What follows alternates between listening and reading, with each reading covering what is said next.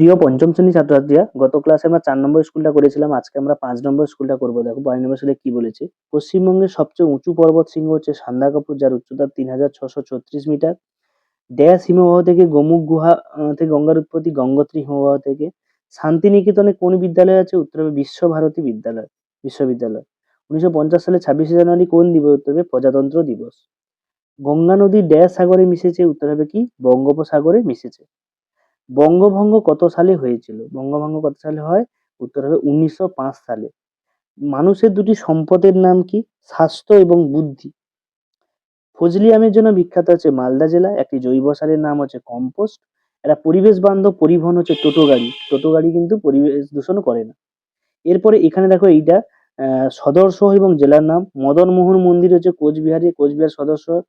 চিংড়িখালি দুর্গের ভগ্নাবশেষ আলিপুরদুয়ার, যেটা দক্ষিণ চব্বিশ পরগনার মধ্যে পড়ে। কুলিক পাখরা রায়গঞ্জ, উত্তর দিনাজপুর। আবহাওয়ার অফিস দক্ষিণ চব্বিশ পরগনা আলিপুরদুয়ার। শান্তিনিকেতন সিউড়ি, বীরভূম। জেলা হচ্ছে বীরভূম। তো এরপরে দেখো এইদিকে বাম স্তম্ভ ডান স্তম্ভ একটা দিয়েছে, সেটা হচ্ছে 211 নম্বর পেজে।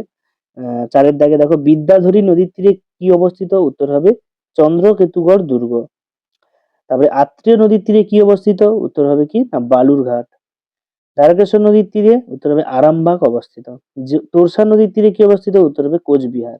এবং মহানন্দা নদীর তীরে কি অবস্থিত? মহানন্দা নদীর তীরে হচ্ছে ইংলিশ বাজার অবস্থিত। বাঁশের কেল্লা কে বানিয়েছিলেন? তিতুমির।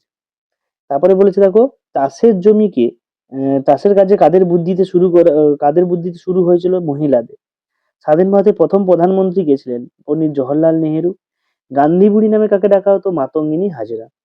এবং পোলা দিয়ে কিভাবে মাছ ধরা হয়? হাতের সাহায্যে মাছ ধরা হয়।